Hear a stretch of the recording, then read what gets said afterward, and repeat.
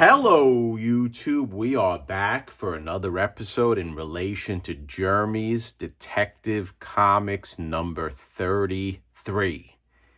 So, before we begin, I just want to thank everyone who has voted for me for the 2024 Comic Book Community Awards, Best Cleaning, Pressing, and Restoration Content. If you haven't voted, go over and vote for Jerry the Jitterbug if you enjoy my content. I'm going to leave the link in the description to make it easy for you. Let's bring home the award 3 years in a row. And with your help, I think we can do it. So, what are we going to do today? Well, last upload, what we did was we did a de-acidification of the centerfold of the Detective Comics number 33. We use calcium carbonate, and I watched it on the rewind, and I kept on saying calcium carbonate.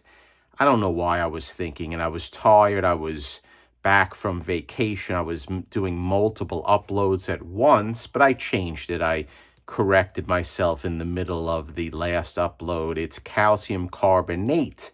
Carbonate, I don't know why. Maybe I was thinking about other things. So it's calcium carbonate. And this is what we use because it is a less aggressive form of de-acidification method that you can use. So right here, I just want to give a quick little example of how the copy press, bookbinding press, Big Bertha works. Because if you see, and I don't know if the camera is picking it up, but you have where the layers of the paper were between my shelving units.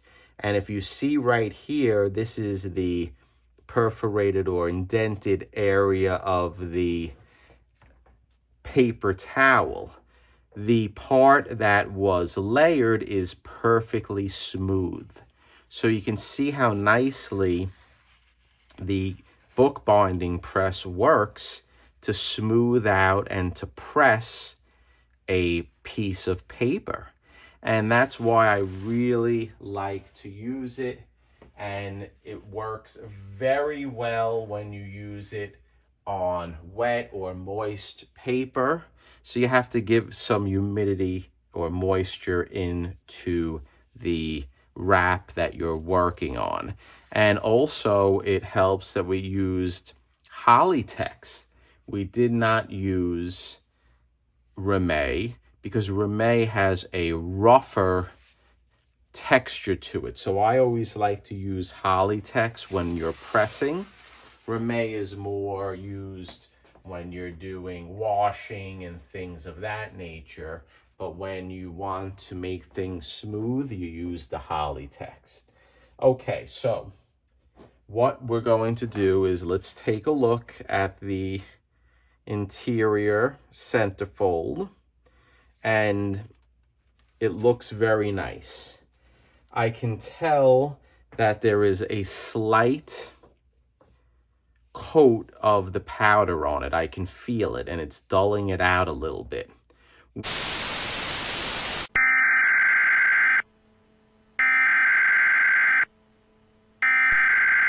We interrupt our program to bring you this important message. Special shout out to Michael Mayrend. Michael Mayrend is a long-term follower and supporter of the channel, and he suggested last upload that I soak the calcium carbonate in the water overnight, allowing the powder to fall totally to the bottom. Then use the saturated water for the de-acidification, and by doing it that way, we'll cut down on the powder that sticks to the paper after the process. Thank you, Michael. I'm going to take your advice and stay tuned. And we can buff it out by using cotton rounds, or we're just going to leave it for now because when we do the leaf casting, the water will take care of the actual dusting of the calcium carbonate that's on it. But just by way of an example, I like to buff the page after I use any type of powder on it, and you can even just wipe it away like this or buff it and it will shine up a little bit. Another thing that I like to do, believe it or not, let's take the wrap out or off of the Hollytex, is I sometimes like to dry clean it after performing a deacidification bath, or even after wet cleaning and letting it dry. And I like to go over it and I like to take a look and I like to see if there's any dark spots. And then I will take my eraser and I will go over them just to clean it up delicately. But you don't want to go crazy with these old interior pages with the eraser. You want to use very light pressure. And if you go to town on it and if you're aggressive, what may happen is you're going to rip the book, because the book is not a new book. It's an old book and you have to be very delicate with it. So the next thing that we're doing is I want to make the paper pulp. And I thought long and hard how I am going to leaf cast this first page. Take that back, centerfold. And generally speaking, when I leaf cast, I like to leaf cast the side that is going to be hidden by the page that is on top of it or below it.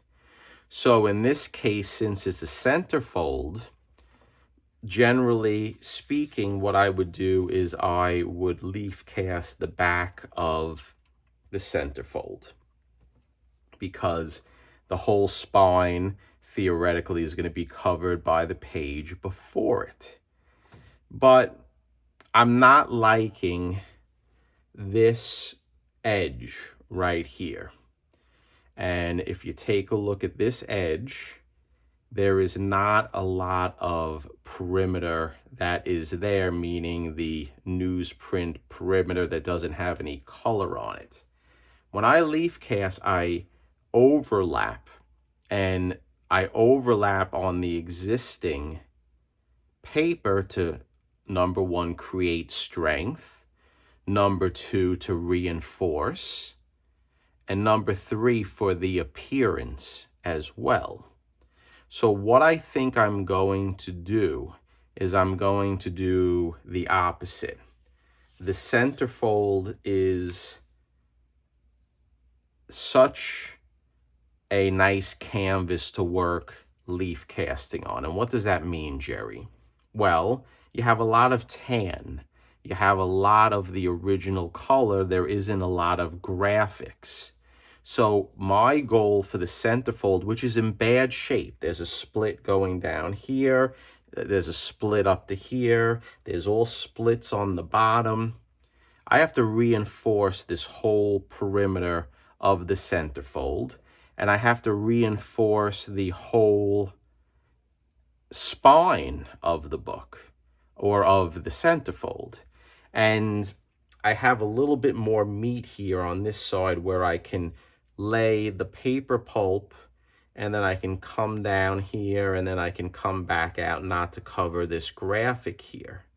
So I decided that I am going to work very hard on replicating this color, and I am going to leaf cast this side of the centerfold. And I think I'll be able to do it, and it will turn out very nice. Because usually the side that I leaf cast is the nicer looking side, because the reverse is going to have where there's no leaf casting on this side, okay? However, you're going to have an overlap of the leaf casting, which is put on the opposite side, and you're going to see old and new paper. So that is why I decided, if I made sense, I hope I did, why I decided that I want to leaf cast the actual centerfold side. Another reason why it will give it more strength when we put back the staples. And I know that Jeremy, the owner of this book, wants to read it. And we're not sending it to CGC. And we are going to make it where it is a true conserved book, where the pages can be hopefully thumbed through. And by leaf casting it the way I am thinking, we will have a better shot at achieving the goal. And funny, well, it's actually not funny, strange, the two worst pages in relation to this book, minus the bug chew, are the centerfold and the first wrap of the book. So I want to really pay attention and make them durable, make them where they can fold, make them strong like bull, where the book can last for another couple of decades or even longer than that, not even a couple of decades, as long as someone takes care of it. We also have rips that are on the graphics as well. So if we look down here, there's a rip that is spreading out to this hunter right here, Speed Saunders, and he likes to kill moose, it looks like. Look at that.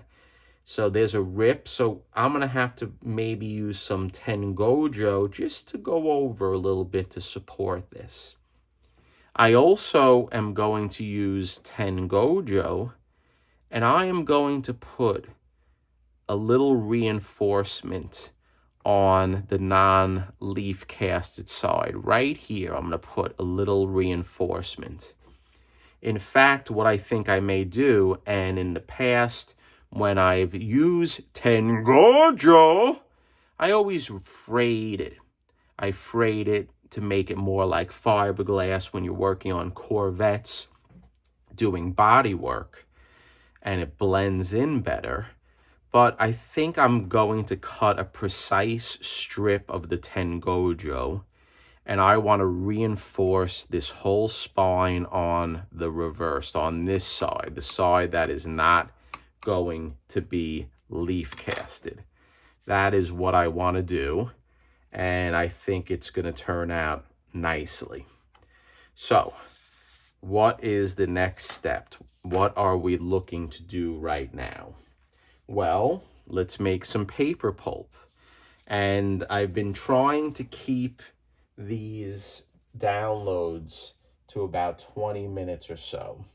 So I'm doing my best. So how are we going to make paper pulp? Well, the first thing that we're going to do is we are going to take notes in relation to what we put in to the paper pulp, because I'm going to have to make a lot of paper pulp for this job. So we are going to be creating a formula in case I have to make more and I use all of the pulp. So the first thing is I have my beaker. This is old remnants of pulp. We don't have to worry about that. I'm just going to put a little water in like that, and we're going to let it sit, and within a minute or so that will be able to be taken out with a paper towel. The base of all of my leaf casting is newsprint. Now, I saw and I heard on a few different channels they wouldn't use newsprint. Why use crappy paper to conserve a book? This newsprint is not like the newsprint we are working with. That's old newsprint. This is a new newsprint. So maybe in about 80, 90 years it will be bad, okay? But what I do to the newsprint is I, in fact, bleach it. And I may even put a little calcium carbonate in it to put a buffer in it to prevent it from having an issue with the acid. I haven't decided. I haven't done that in the past, but I don't have any problem with the newsprint because this is the base. And with the newsprint base, I use different colors to make the pulp match the pages, and I use paper that is acid free. So right now, let's see if this water loosened up the pulp, and let's see if we can get rid of that.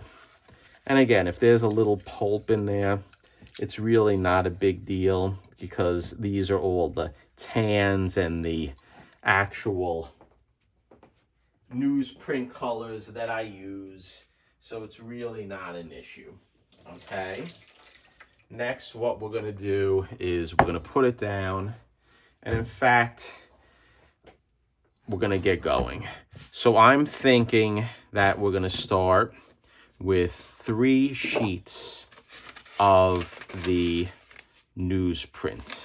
So 3 sheets of the newsprint we're going to use. So we have that all ready. Let's put it to the side. And what I like to do is I like to rip it up in little pieces. It doesn't matter. They don't have to be the same. I'm sure people who are watching my channel religiously knows, Jerry, how many times are you going to do this? We know you rip it up. We know your method, but I hope you enjoy it. Because to be honest, there's times that I revamp it, I tinker with it. I have my methods that evolve from time to time, and evolution is good when you do these things because you can't do everything the same way. It's nice to change things up. So we're going to rip up the 3 sheets and we're going to put it in to this glass vessel. And then what I'm going to do is I am going to soak it. We're going to soak it in water. And what I also like to do and what I have experienced with this newsprint is that I will add a little bleach to the water. Okay, regular bleach after it is soaking for a little bit. And the reason why I add a little bleach, because I discovered that the bleach makes the water, that makes the pulp color turn a little tan. And it tans it the way that the tan color is of the interior of the old comics. So I'll put a little bleach, and then after I put the bleach, I'll let the bleach sit in there for a little bit, and then I'll drain the paper pulp, or I'll drain the water, and then I'll rinse out the bleach from the paper, and I will put new paper in. So hang out, let's get going. Let me get the bleach and I'll show you what I'm talking about. Okay guys, we're back. So right here I just have normal Clorox bleach. So hopefully the camera will pick this up, and we're just gonna pour a little bleach in it, just like that. No measurements necessary because we're not putting a lot in. And what will happen is the bleach will turn, or it will alter the color of the newsprint to, as I said before, a nice brown or tan color that matches the interior of the book. And hopefully, if we get lucky enough, I don't have to do a lot of additions to try to alter the color to match the interior of the book. So what I'm going to do is I'm going to let this soak in the bleach probably for about 15 minutes or so. And then after we're done, I'm going to rinse it as I said, and then we're going to blend it, and then we're going to start mixing it and blending it and getting it ready for color testing, because we're hot and heavy with this book. We're going to go right to leaf casting. And I want to start leaf casting these interior pages and doing the Tengojo reinforcement. So it's going to be fast. And I don't know if the color is changing in front of the camera, but I see how it is. And it's bleaching out from, originally it was a gray color, but now the gray is turning more into a tan newsprint with the lightening of the gray. So I think what we're going to do, guys, is we're going to shut this upload right now. I think it's long enough. I'm going to guess it's probably about 15, 20 minutes already. We don't want to go too far. And then when we come back with the next upload, we're going to make the paper samples, and hopefully we will be able to match it up very nice, because we want to do a good job for this beautiful golden age gem. So thank you for stopping by. I know this wasn't a very sexy upload, wasn't very action-packed, but it's a necessary upload, and it's something that we have to do, because I promised I was going to show you each step in the process. So thank you, appreciate your support, and stay tuned.